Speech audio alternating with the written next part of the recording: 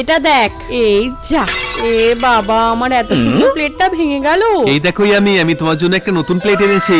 আরে বাহ, thank you Billu. কিন্তু তুই এত সহজে স্মাইল হয়ে গেছিস কেন? তাড়াতাড়ি এটাকে গিয়ে ধুয়ে ফেলি বাবা।